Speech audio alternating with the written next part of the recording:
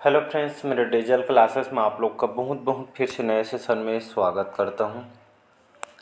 तो छत्तीसगढ़ के most important और सिलेक्टेड क्वेश्चन यहाँ पे कवर कराया जाता है मॉर्निंग में। ठीक है, ये आपके कौन कौन से काम के लिए आएगा। व्यापम में जाएंगे तो आपका जो है हॉस्टल वार्डन, प्रयोगशाला, टीचर भर्ती हो गया, सीजी पुलिस हो गया, और जो भी वैकेंसी आने वाली उन सभी एग्जाम के लिए काम आएगा। और ये दूसरी बात, और पीएससी के, ठीक है, पीएससी प्री के साथ साथ आपका मेंस के लिए काम आएगा ये।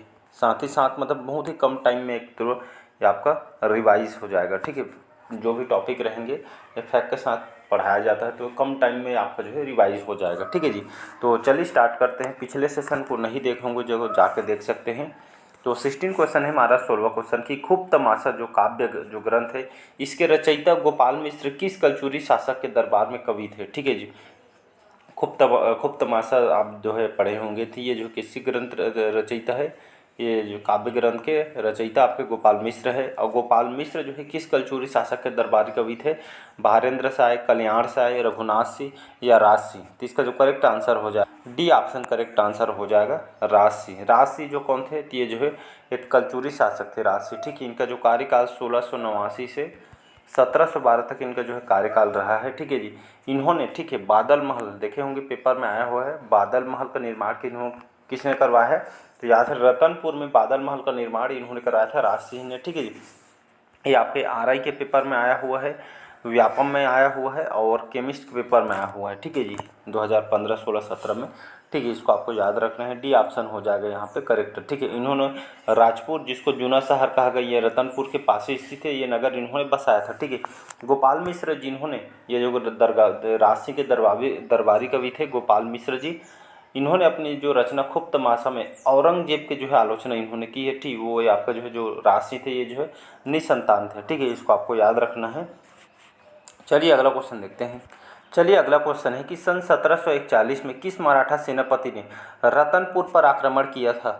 इसका ए ऑप्शन करेक्ट आंसर हो जाएगा भास्कर पंत। तो इन्होंने 1741 में, ठीक है, सन 1741 में भोसला शासक रघुजी प्रथम, यहाँ पे लिख देता हूँ रघुजी प्रथम। ठीक है, तो सन 1741 में जो है भोसला शासक रघुजी प्रथम के जो सेनापति थे, ये आपके रघुजी प्रथम के सेनापति थे कौन, ये आपका भास्कर पंत। ठीक है, इन्होंने छत्तीसगढ़ में आक्रमण किया, जिसमें रतनपुर राज्य की जो सेना एवं मराठों के सेना के मध्य जो है युद्ध लड़ाई नहीं हुआ, क्योंकि रघुनाथ सिंह ने पुत्र योग के जो है खिन्न होकर आत्मसमर्पण जो अपने पुत्र के चलते इन्होंने आत्मसमर्पण कर दिया। फिर लास्ट में कलचुरी वंश का जो है यहाँ पे आधिपत्य समाप्त हो गया था। ठीक है, इसको आपको याद रखना है। फिर कलचुरियों के अंतिम शासक थे, जबकि मराठों के अधीन ये आपका प्रथम शासक थे। फिर मराठा का जो शासनकाल इसके अंतर्गत आ गया था। ठीक है, इसको आपको याद रखना है।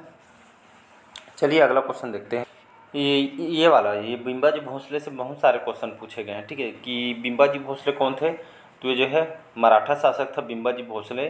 छत्तीसगढ़ में प्रथम मराठा शासक ये आपका बिंबाजी भोसले थे। बहुत बार आपका जो है पटवारी के पेपर में, फूड इंस्पेक्टर और आपका जो है पीएससी वगैरह में कई बार ये रिपीट हुआ है कि बिंबाजी भोसले जो है छत्तीसगढ़ के प्रथम मराठा शासक थे। इन्होंने आप राजधानी जो है किसको बनाया था, रतनपुर, जो मराठों की छत्तीसगढ़ की प्रथम राजधानी थी। ठीक है, इसके सेनापति कौन थे, तो नीलूपंत इनके सेनापति थे। राज पंडित कृष्ण भट्ट थे और इनके सेनापति पांडुरंग थे। सेना नीलूपंत थे, लेकिन राज पंडित कृष्ण भट्ट और सेनापति, देखिए सेना नीलूपंत और सेनापति बोले तो पांडुरंग। ठीक है, पांडुरंग इनके जो सेनापति थे, सेना नीलूपंत थे। ठीक है, तो कंफ्यूज नहीं होना। इन्होंने रामटेकरी मंदिर रतनपुर के स्थापत्य बिंबाजी भोसले ने कराया था।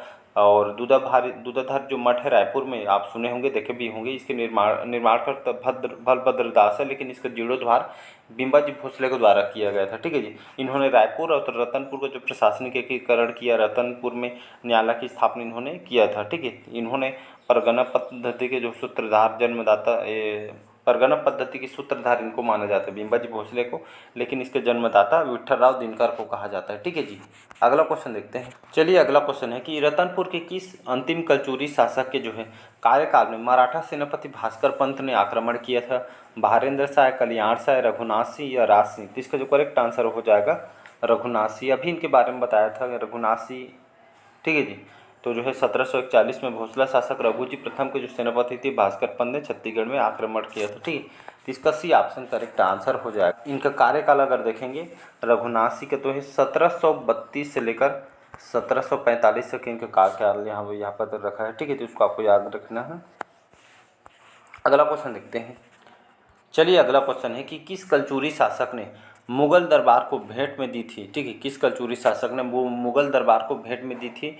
भारेंद्र शाह, कल्याण शाह, रघुनाथ सिंह या आपके राज सिंह? तो इसका जो करेक्ट आंसर हो जाएगा कल्याण शाह, जो है कलचुरी वंश के शासक थे, ठीक है। इनका कार्यकाल 1544 से लेकर 1581 तक इनका जो है कार्यकाल रहा है, ठीक है। ये जो है जहांगीर ने इनको जो है 8 वर्षों के लिए जो है नज़रबंद करवा दिया था, ठीक है जी। इसको आप याद, तुझके जहांगीर के अनुसार जहांगीर के जो पुत्र थे परवेज कल्याण शाह को दिल्ली दरबार लेके आए और इनको जो है कल्याण शाह को दिल्ली से मुक्त कराए थे, जो गोपाल राय नामक जो पहलवान थे, ठीक है। इसको आपको याद है। कल्याण शाह जो है मंडला के राजस्व अधिकारी के विवाद के परिणाम स्वरूप जो कल्याण सिंह को अकबर ने अपने दरबार में जो है बुलाया और 8 वर्षों तक रखा, ऐसे बाबू राम रेवा के अनुसार पता चलता है, ठीक है जी। कल्याण से 8 वर्षों तक मुगल सम्राट के दरबार में उपस्थित हुए भी थे, ठीक है, इसको याद रख रहे हैं। इनके द्वारा बहुत सारे काम भी हुए हैं राजस्व सुधार में, जैसे राजस्व की जमाबंदी प्रणाली गढ़ व्यवस्था की शुरुआत इन्होंने की थी और ब्रिटिश अधिकारी मिस्टर चीस्म ने प्रदेश को लगभग 36 गढ़ों में विभाजित कर दिया था, ठीक है, इन्हीं के काल में हुआ था ये सब काम, ठीक है जी। चलिए अगला क्वेश्चन है कि 20 क्वेश्चन है, किस कलचुरी शासक ने चैतुरगढ़ किले का निर्माण करवाया था? जाजालदेव प्रथम ने, रत्नदेव प्रथम ने, पृथ्वीदेव प्रथम ने या रत्नदेव द्वितीय? तो इसका जो करेक्ट आंसर हो जाएगा सी ऑप्शन, पृथ्वीदेव प्रथम। ये जो कलचुरी शासक ने चैतुरगढ़ किले का जो है इन्होंने निर्माण कराया था। 1065 से लेकर 95 तक इनका जो है कार्यकाल रहा है। इन सकल कौशल अधिपति, देखिए इनको जो है सकल कौशल अधिपति की उपाधि दी गई थी, प्रचंड कौशल अधिपति की उपाधि इन्होंने धारण की थी और अमोदा ताम्रपत्र, ठीक है, अमोदा ताम्रपत्र में जो इसमें जो है उल्लेखित किया गया है 21,000 गाँव के जो है स्वामी थे, कौन? ये आपके पृथ्वीदेव प्रथम, ठीक है। रतनपुर के विशाल तालाब का जो है निर्माण कराया था। तुमाड़ में पृथ्वीदेव से मंदिर का निर्माण कराया था, ठीक है। बंकेश्वर मंदिर तुमाड़ में चलूसिका मंदिर का निर्माण इन्होंने कराया था, ठीक है। और पृथ्वीदेव प्रथम के द्वारा चित्तौड़गढ़ लाफागढ़ किला इन्होंने बनाया है, जिसमें 3 किले, इस किले में 3 द्वार थे, जिसके मेनका दरवाजा, सिंह द्वार, हुंकारा दरवाजा, ठीक है। और चैतुरगढ़ किला का भी इन्होंने जो है निर्माण कराया था, ठीक है। इसको आपको याद रखना है। चलिए अगला क्वेश्चन देखते हैं। चलिए अगला क्वेश्चन है कि छत्तीसगढ़ के कलचुरी राज्य में प्रमुख लगान अधिकारी या जमाबंदी विभाग का पद नाम क्या था? महाप्रमात्र, महाबलाधिकृत, दांडिक या माटा जो है महाक्ष पटलिक? इसका ए ऑप्शन करेक्ट आंसर हो जाएगा महाप्रमात्र, ठीक है। जो महाप्रमात्र जो है ये कलचुरी राज्य के जो है प्रमुख लगान अधिकारी होते थे, जमा विभाग के जो है ये आपके अधिकारी होते, ठीक है। महाप्रमात बोलते हैं, ठीक है। जमाबंदी विभाग के प्रमुख होते थे, भूमि लगान वगैरह के जो है ये आपका देख रेख करते, ठीक है। एक बार आए हुए हैं पीएससी प्री में, ठीक है, इसको आपको याद रखना है। अगला क्वेश्चन चलिए देखते हैं। चलिए अगला क्वेश्चन है कि छत्तीसगढ़ में कलचुरी राज्य के संचार विभाग के प्रमुख पद नाम का क्या था? महाप्रतिहार, महाबलिधिकृत, दांडिक या महाक्ष जो पटलिक? तो इसका जो करेक्ट आंसर हो जाएगा महाप्रतिहार, ए ऑप्शन करेक्ट आंसर हो जाएगा। तो कलचुरी राज्य में जो है संचार विभाग के प्रमुख जो है पद होते थे, इसका जो है किस नाम से जाना जाता था? इसको जो है महाप्रतिहार, ठीक है, जो संचार विभाग के प्रमुख होते थे, ठीक है। इसी तरह यहाँ पे जो है सोलकिक होते थे, सोलकिक जो आपके जो है कर संग्रहण अधिकारी होते थे। यहाँ पे ऑप्शन में दांडिक दिया है, दांडिक अलग अलग यहाँ पे देखेंगे तो अलग अलग जो है शासनकाल में जो है अलग अलग यहाँ पे जो है उनके अधिकारी होते थे। चलिए अगला क्वेश्चन है कि छत्तीसगढ़ के कलचुरी राज्य के जो मुख्य सेनापति के पद नाम क्या होता था?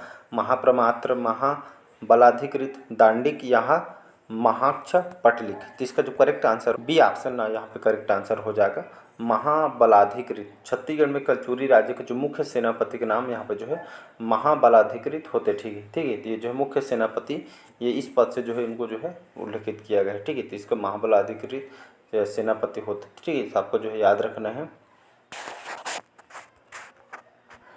चलिए नेक्स्ट क्वेश्चन देखते हैं कि स्थानीय प्रशासन हेतु पंचकुल संस्था जो किन शासकों ने बनाई थी? नागवंश ने, काकती वंश ने, पांडु वंश ने, कलचुरी वंश ने? तो स्थानीय प्रशासन हेतु पंचकुल जो संस्था है किन शासकों ने बनाई थी? तो इसका जो करेक्ट आंसर हो जाएगा कलचुरी वंश, ठीक है, डी ऑप्शन। तो स्थानीय प्रशासन के लिए जो है पंचकुल नामक जो संस्था कलचुरी जो शासकों ने यहाँ पे जो है बनाए हुए थे। ठीक है, जैसे कि आप देखेंगे नगर के जो प्रमुख पूर्व प्रधान होते थे नगर के लिए देख रेख करते थे। ठीक, ग्रामीण प्रमुख जिसको ग्रामकूट या ग्राम भोग होते थे गाँवटिया के अधीन काम करते थे। ठीक है, गांव और नगरों के स्थानीय प्रशासन में जो है पंचकुल संस्था का जो है नाम दिया गया था। पंचकुल में 5 से 10 सदस्य तक होते थे। ठीक है, पंचकुल जो है जिसमें 5 से 10 सदस्य तक होते थे, जिन्हें महत्तर कहा जाता है और सदस्य प्रमुख को महत्तम कहा जाता है। ठीक है, इसको आपको याद रखें। मंडल में महामंडलेश्वर, गढ़ में दीवान, बरहों में दाऊ, ग्राम में गौटिया होते थे। इस तरह के यहाँ पे जो है इसमें जो है देख रेख के लिए जो है चुने गए थे। चलिए अगला क्वेश्चन है कि रायपुर के कलचुरी शाखा के प्रथम शासक कौन था? रामचंद्र देव, ब्रह्मदेव, अमर सिंह देव या रघुनाथ सिंह? तो इसका जो करेक्ट आंसर रामचंद्र देव इसका करेक्ट आंसर हो जाएगा। लेकिन आप बुक में पढ़ेंगे तो आपका ब्रह्मदेव दिया गया है, लेकिन आयोग ने जो रामचंद्र को संस्थापक के रूप में लिया गया है तो वही आपको आंसर लेना है। ठीक है, बुक में आपका ब्रह्मदेव जाएंगे तो केशव देव, ठीक है ब्रह्मदेव बोलता हूँ, केशव देव दिया है बुक में। ठीक है, लेकिन आप जो आयोग ने रामचंद्र को संस्थापक के रूप में जो है लिया गया है तो आपको आंसर रामचंद्र देव को लेना है। ठीक है जी, इसको आपको आंसर इसको लेना है। तो रायपुर कलचुरी वंश के संस्थापक रामचंद्र देव है सीजीपीएससी के अनुसार। ठीक है, रायपुर नगर की स्थापना ब्रह्मदेव के नाम पे इन्होंने की थी। ठीक है, तो इसको आपको याद रखें 14वीं शताब्दी में। ठीक है, 14वीं शताब्दी में वीर सिंह देव के शासनकाल के दौरान कलचुरी साम्राज्य का विभाजन हो गया। फिर कलचुरियों की जो नई शाखा के रूप में लाहौरी शाखा का उदय हुआ रायपुर में हो, जिसके प्रथम शासक केशव देव थे। ठीक है, इसको आपको याद रखना है। ए ऑप्शन हो जाएगा यहाँ पे करेक्ट आंसर हो जाएगा ब्रह्मदेव। अमर सिंह देव जो कि इस वंश के रायपुर लाहौरी शाखा के अंतिम राजा है, इसको याद रखना है।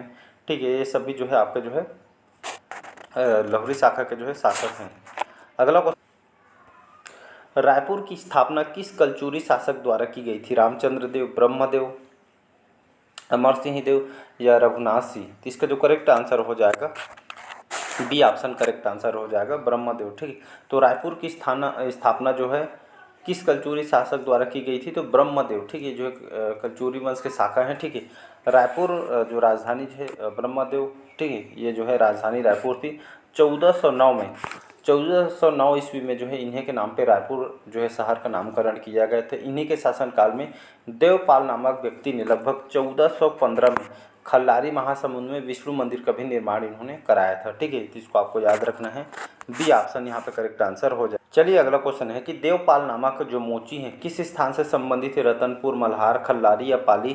तो इसका जो करेक्ट आंसर हो जाएगा खल्लारी अभी बताया हूँ। ठीक है, जो देवपाल नामक जो मोची, ठीक है, इन्होंने किसके शासनकाल में? ब्रह्मदेव के शासनकाल में जो है इन्होंने लगभग 1415 ईस्वी में खल्लारी महासमुंद में, ठीक है, तो खल्लारी महासमुंद जिले के अंतर्गत है। यहाँ पे जो है कौन से भगवान का? विष्णु मंदिर का निर्माण इन्होंने कराया। भगवान विष्णु जी का मंदिर जो समर्पित है इसका निर्माण इन्होंने करवाया था। ठीक है, इसको आपको याद रखना है।